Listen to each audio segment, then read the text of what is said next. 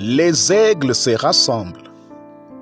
Lettre du samedi 17 juin 2023 du frère Joseph Branham aux aigles qui se rassemblent autour de la voix du 7e ange. Chers croyants de la parole infaillible, comme ça a été merveilleux d'entendre et de lire ces 7 âges de l'Église.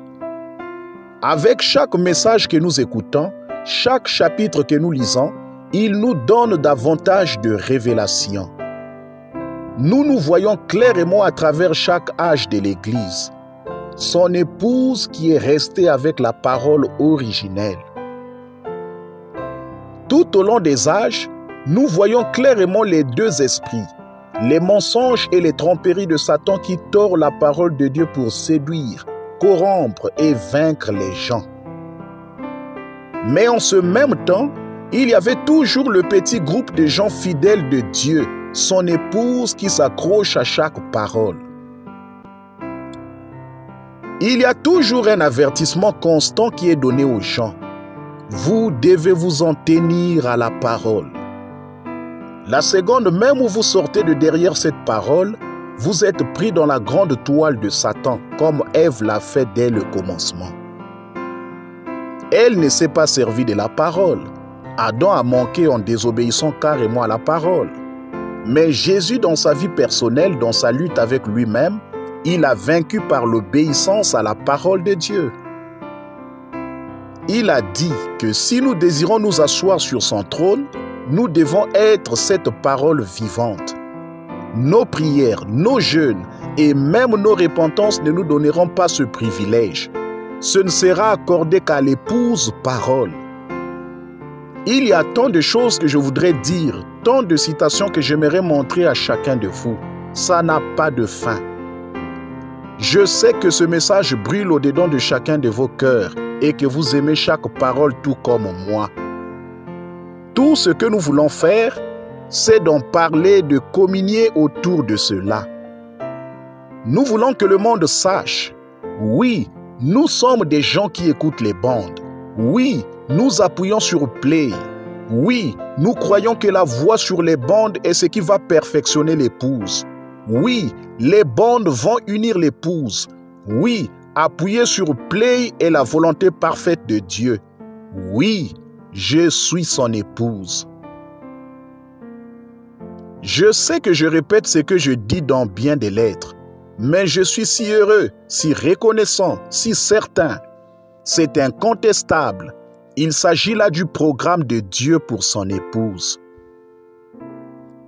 À chaque message que nous écoutons, nous remarquons avec étonnement. Comment ne peuvent-ils pas voir, lire ou entendre ce que nous entendons? C'est juste là sur bande, bande après bande après bande. Ça me donne envie de leur dire, comme Jésus a dit à Nicodème, « Tu es le docteur d'Israël et tu ne sais pas ces choses? » Écoutez et voyez combien l'ange le présente si simplement. Écriture. Chacun sait, connaissant le comportement humain, que quand beaucoup de gens embrassent une même doctrine importante, on trouvera quand même toujours des divergences de vues sur des points secondaires de cette doctrine. Fin de citation, frère Joseph continue. Selon le comportement humain seul, sans avoir besoin de compréhension spirituelle, tout le monde sait que 2 hommes auront des divergences de vues sur des points secondaires d'une doctrine importante. Ils s'entendent peut-être tous pour dire que si les gens ne leur obéissent pas, ou que si les gens les quittent, ils seront détruits. Mais un vrai prophète conduira toujours les gens à la parole et les liera à Jésus-Christ. Et il ne leur dira pas de les craindre lui ou ce qu'il dit, mais de craindre ce que dit la parole. Que dit la parole? Je vous enverrai Élie le prophète au jour de la voix. Il n'y aura qu'un prophète parole, seulement un, parce que Dieu a confié la révélation seulement à celui-là. Ce sera lui qui restaurera mon épouse. Avec tant de voix et tant de points de vue et de citations, comment en être absolument certain? Écriture. Qui donc aura le pouvoir d'infaillibilité qui doit être rétabli dans ce dernier âge, puisque ce dernier âge manifestera de nouveau l'épouse de la pure parole. Fin de citation, frère Joseph continue. C'est celui-là que l'épouse veut écouter, celui avec le pouvoir d'infaillibilité, car ce sera lui qui restaurera l'épouse. Il n'aura pas de divergence de vue, il est la parole. Question. Seigneur, nous voulons savoir qui est cette personne qui aura les paroles d'infaillibilité. Écriture. Je vais vous dire qui l'aura.